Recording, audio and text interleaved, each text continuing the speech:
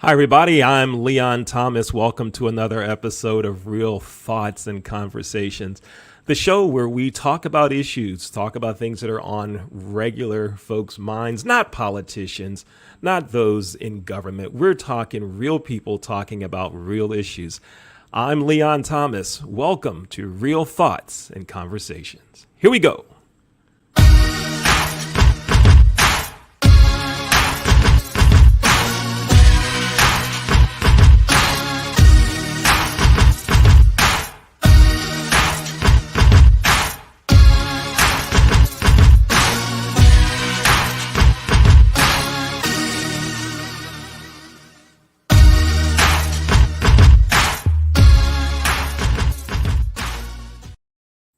Hi, everybody. Welcome again to Real Thoughts and Conversations. I'm Leon Thomas. Thanks for watching.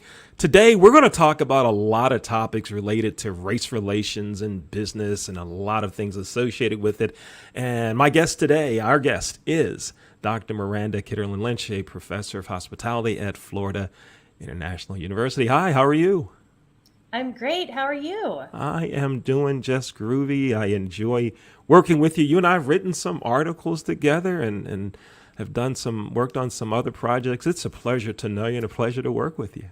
Likewise, likewise. Yeah, and thank you for being with us today. We often communicate text message through LinkedIn about things that are going on in race relations, and that's actually how you and I met. I think I attended a conference that you were hosting virtually through your university. Am I remembering that correctly? Is Yep, that what happened? absolutely. And after that conference, you were so gracious to reach out to me on LinkedIn. You provided me some amazing feedback, and I think that it's been a great relationship since. Yeah, yeah. Thank you. I indeed feel the same way. So thank you again for being my friend and for allowing me to communicate with you. It's a cool thing, and I hope that some of the communications that we've done, the articles, the posts, even this show, that someone, just one person, watches, listens, reads, and says, they have a point. Maybe I can do better. So that's what we're hoping will happen. So, Miranda, let's start with this. We both have backgrounds in the hotel business. And, 2 years ago, when all the shootings and murders took place, particularly that of George Floyd, all the hotel companies, it seemed like, came out with statements that basically said, we're going to do better when it comes to diversity, and particularly with our black employees and black owners and so forth. And I thought, yes, that's pretty good. Great talk. Seems like that's all it was talk, huh? Well, I believe that the numbers somewhat speak for themselves. If you look at the most recent Castell report on Black representation, our Black population has lost share of the labor force. So it's disappointing and frustrating. Yeah, I don't want to say that it was all just talk, but that certainly is the perception for many. Yeah, yeah. I looked at the Castell report as well, and when you look at it and you see that six and a half or 6.3% of board members in hotel companies were black in 2017, and it's that same number now after all the talk. You wonder, wow, what is happening? And then the same thing when it comes to black hotel managers and even in some cases department heads. I just don't see any improvement in those numbers either. It's not even what's happening, it's what's not happening. What's not happening that needs to be happening, right? Yeah, yeah. Mentorship programs, management training programs. That's what I grew up in the business of management training program. I've even talked to some owners of management companies. These are white owners of management companies that say they are still doing it. And then there's so many others, brands that they're just not doing anything. So they talked it all, but it's not happening. And I don't know what the answer is. I don't know what the answer to that to the problem is. Right. And I don't have a concrete answer either. And I have to give some credit because I believe that there are companies that are genuinely trying to make an improvement and trying to make a change. But whatever it is that they're doing simply is either not working, or it's not working effectively, or it's not working very quickly. Um, so, Mm-hmm. Yeah. and we've No, had a year. When companies need to make decisions in a crisis, decisions can be made very quickly, effective decisions. We've just seen that through this pandemic. I consider this to be a crisis, and I believe that a year is more than enough time to correct operating decisions. So, yeah, yeah, yeah. I think if they really wanted to do it, I think that something could happen. Let's shift gears a bit. You emailed me a couple weeks ago, and which actually brought this conversation to light. A term that you used, the innocent white male syndrome, or innocent white male. What tell us about that?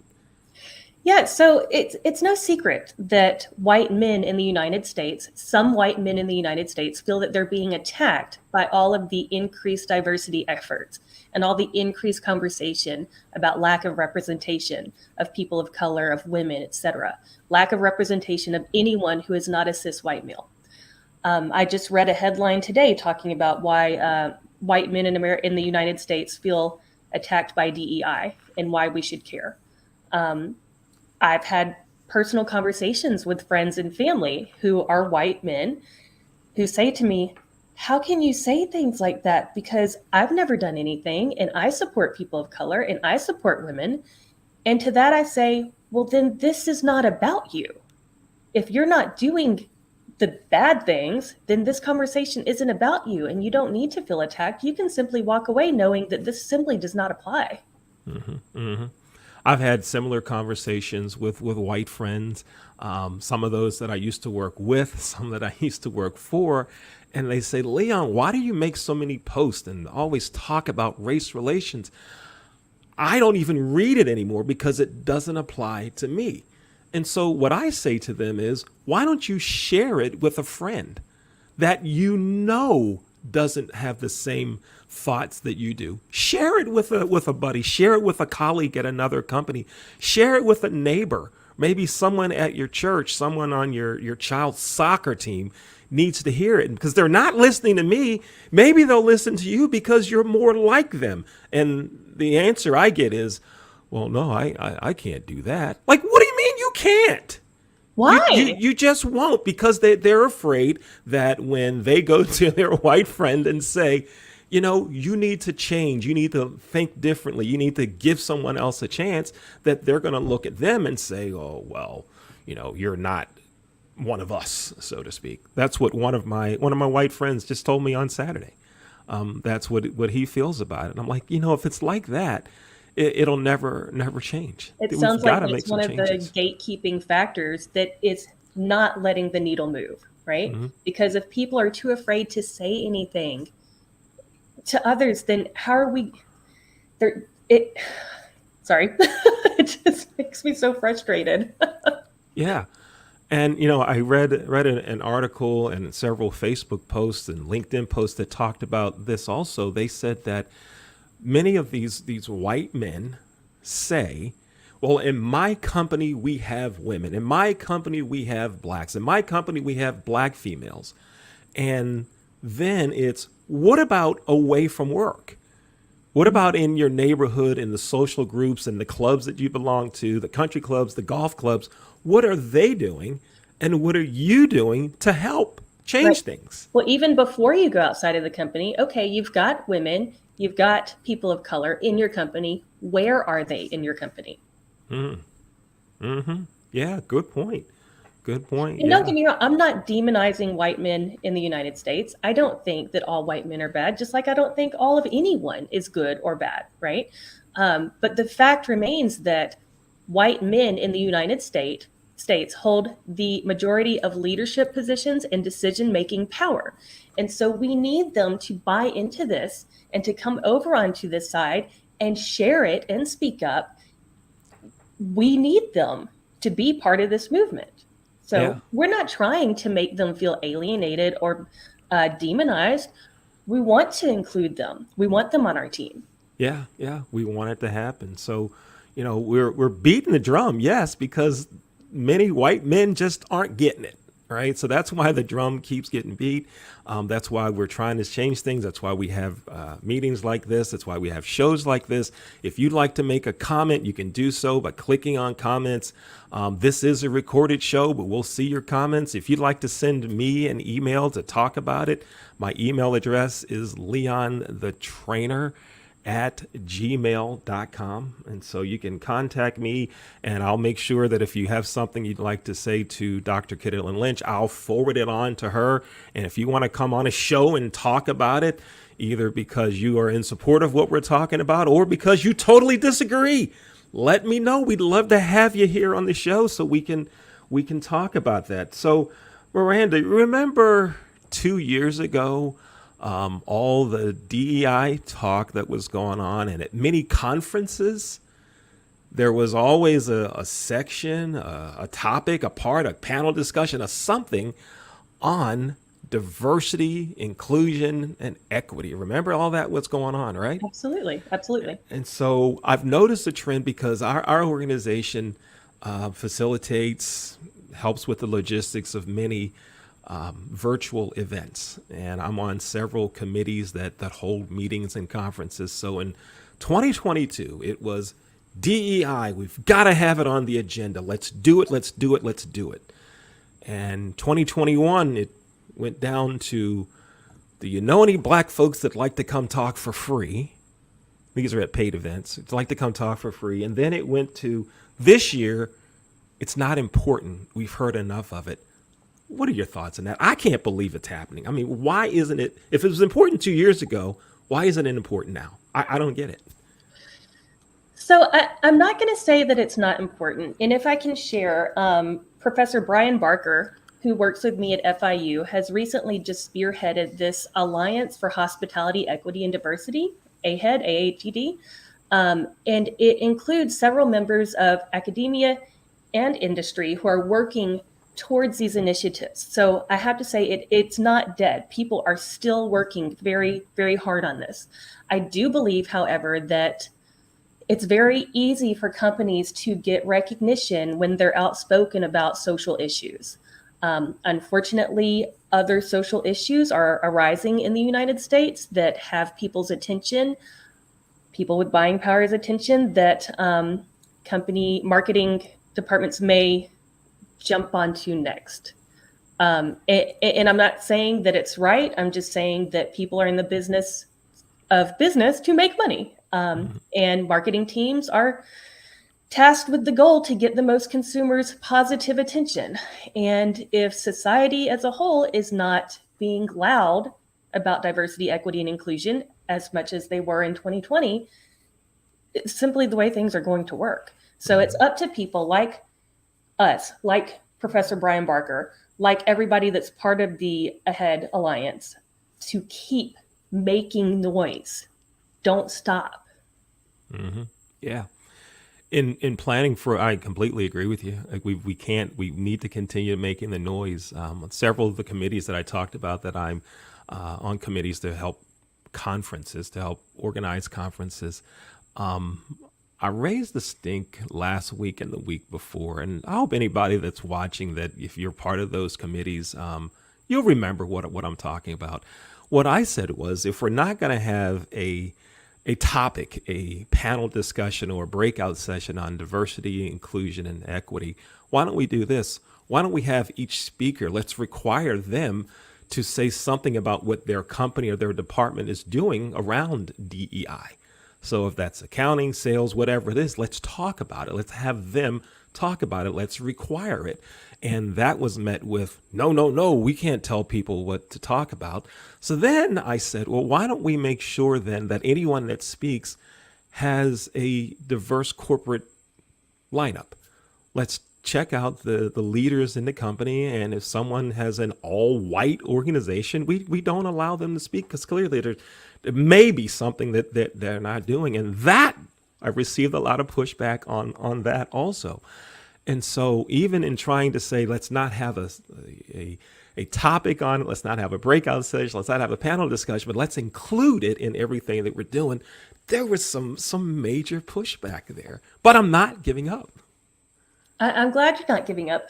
I'm surprised that there's pushback. And again, you're going to industry conferences and industry events. I'm going to these academic conferences and academic events. And this gives me some optimism because I was just at ICRE in Washington, D.C. last week, and I saw several presentations on the topic of DEI, specific to hospitality, but still, these are not only just faculty presentations, but student presentations. And I think that is really important that we are seeing students who are interested enough in this area to put the work in, to submit their presentations, and to, make the trip to present to an international audience. So I'm very optimistic about the generation that's coming up into the workforce ranks because they haven't forgotten about it. They're not pushing back. They're still talking about it. That's good to hear. Good to hear. What's been the feedback from some of the graduates of your program in hospitality, and how their what are their thoughts on DEI and race relations and work when it goes to getting that first job post graduation or that career advance move? What are their thoughts? Well, I can share with you that the students that have spoken to me about this, particularly students of color, they have shared that they believe that it really was just talk. They shared that in their own workplaces, they are not seeing things being done. And if things are being done, they're not being done effectively. So that's not to speak for the entire population of graduates from our program, but the ones that I've spoken to, and there have been many. Yeah. And I mentor some students, primarily those that majored in sport management. I talk to a lot of African American and other minority students, and they just feel that they're not getting a fair shake in that first job or even in advancement. And many of them are looking outside of the sports world, outside of hotels, the hotel business, looking at other career opportunities where they can get what they say is fair treatment and opportunity. So I hope that we get this thing moving I moving agree. quickly. Hope And we it's get it very, moving. it saddens me. And I know that this is not a new idea. I know that this has probably been happening forever. But many of my students of color will tell me that they feel like they have to work twice as hard.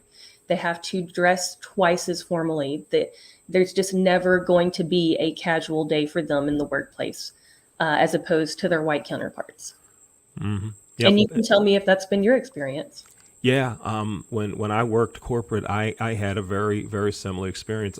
A dress down day for others was not a dress down day for me. We had some conversation last year or maybe even 2 years ago about ascots. I often wear an ascot, and that sometimes is not perceived as business dress. So that was interesting. Even my hairstyle or lack of hair. I was even questioned about that once. And shaving, because a lot of black men get shave bumps, and so you have to grow a beard. Some of my female friends and their hairstyles. A couple of my friends that have African given names, that their bosses, supervisors wanted to shorten the name, and they said, no, no, my name is, and you will learn the full name, and others took offense to that. So it's still live. It's live and kicking. And but now, I read a book several years ago called "If I Was the Boss," and I can't remember the author of it, but the name of it was "If I Were the Boss."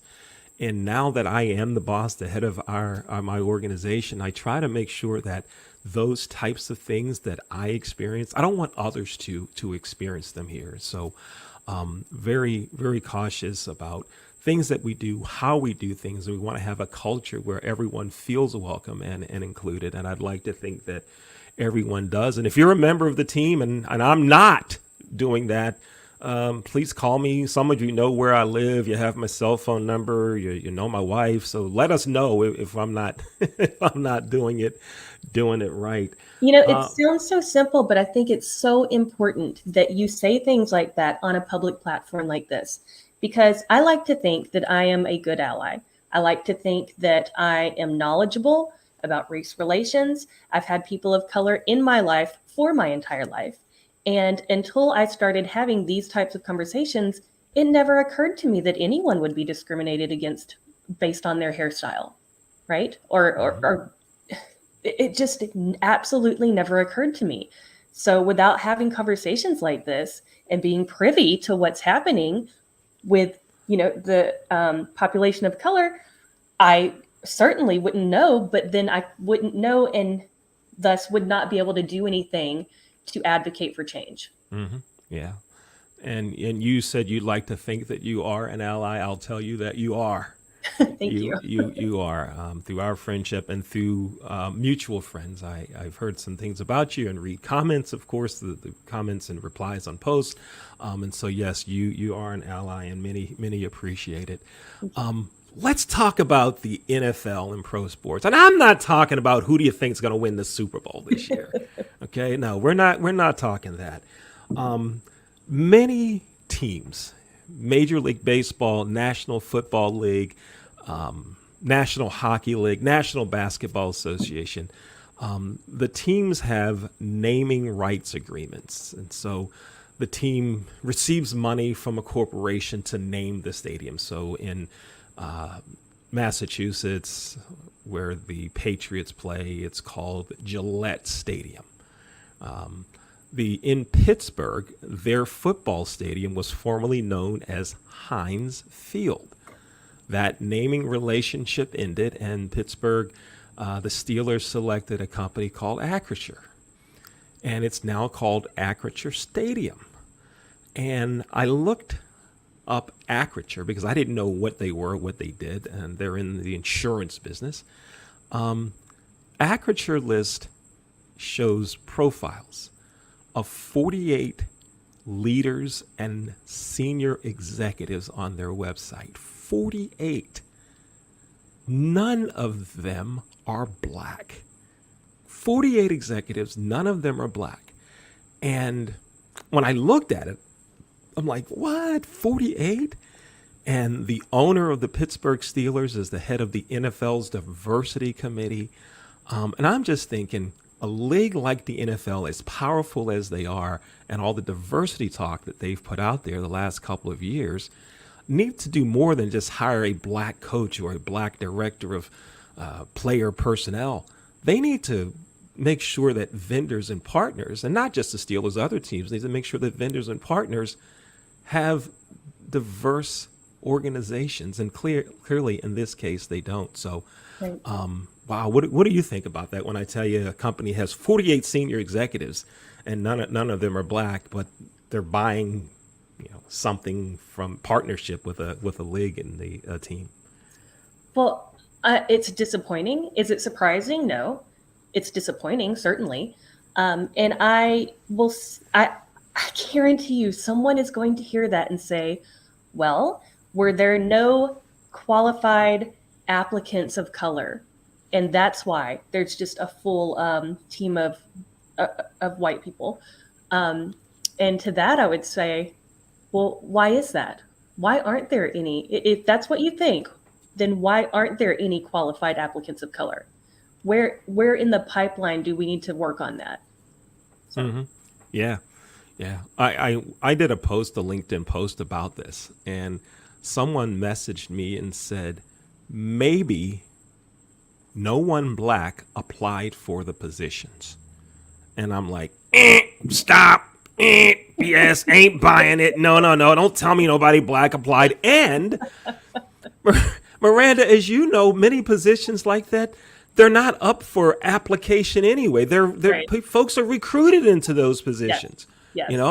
I had a white person contact me to say, do you know anyone that would be interested? Well, is your network that shallow that you don't know any black people? Is it really that bad? That you have to ask me, do I know a black person that's interested? Come on. We just need to start, let's be real. If the senior executive, the chairman or president doesn't have any black friends, well, there's the first problem right there.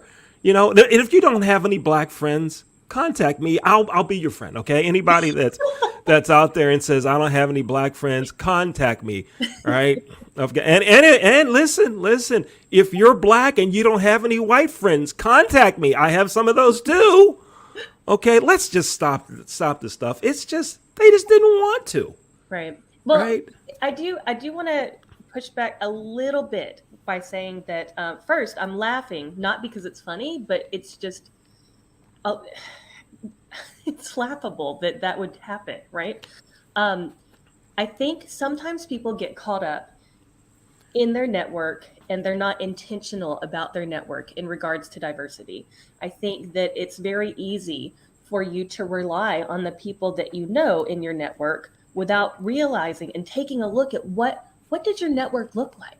If it's just a sea of faces that are all the same shade, then you have to be intentional. If you want to do, if you want to help push the needle, you have to be intentional about your network, right? And that can be completely authentic. That doesn't have to be, performative. That can be absolutely authentic to reach out to people of color that play in the same space that you do and say, hey, I'd like to know you. Yeah, absolutely. You know how many companies have a referral bonus. If you recommend someone for a position, they're going to pay you an X number of dollars as a referral bonus. And I often look at the organizations that do that and who is referred. And I'll think about that in two ways. With a company that I worked for, I recommended many black people for positions, and they didn't get hired. But I thought they were really, really qualified, but they didn't get hired. Now, I had some black friends that did get hired. But then I think of the organizations that have a lot of white leaders and a lot of white employees, and they say, here's a referral bonus. Well, there's more and more white folks that are being recommended for positions. And then I think, what happens when a white female recommends a black female for a position? Does the hiring manager or the department head look at that white female and go, you're not really what we thought you were? I mean, I don't know, but I've heard talk of these things happening. I'm not going to say that doesn't happen. Let's stick with reality. Mm-hmm. I think that in order for anyone to ever speak up, again, speaking up is part of making change, right? In order for anyone to speak up, they have to feel that it is safe for them to speak up. And there need to be ramifications for people who make them feel unsafe. Mm-hmm. There needs to be some sort of process or procedure by which anyone who is intimidating, bullying, denying that, so. Yeah. All right. Miranda, it's great speaking with you as always. Thanks for spending time with us. And this is the first of a 2-part series. So we'll be back later this week to have the second part of the conversation. And this one is recorded. You're going to be watching this, the audience, you're going to watch this on Tuesday and Wednesday. And as you're watching on Tuesday and Wednesday, if you'd like to be on the next show to be a part of the conversation with me and Miranda, send me an email. My email address is leonthetrainer@gmail.com. And we'll see about getting you on the show to bring you in, and let's hear your thoughts on this. Particularly if you don't agree with what we're talking about. We want you on the show. Plead your case. We're going to give you a chance to talk. This is not like some radio show where if we don't agree with you, we're going to cut you off. I'm going to let you talk. But you got to show up. You got to tell us you want to be a part of it. Okay? And please don't tell me, oh, I'm at work. Shut up. You can get a half hour off to talk. You figure out a way to do anything else that you want to do. So let's make it happen. Dr. Miranda Kitterlin-Lynch, thank you again for being with us.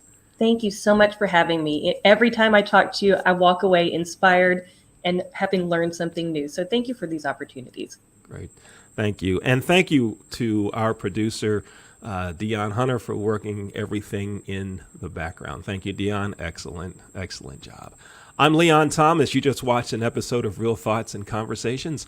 We'll see you next time. Take care.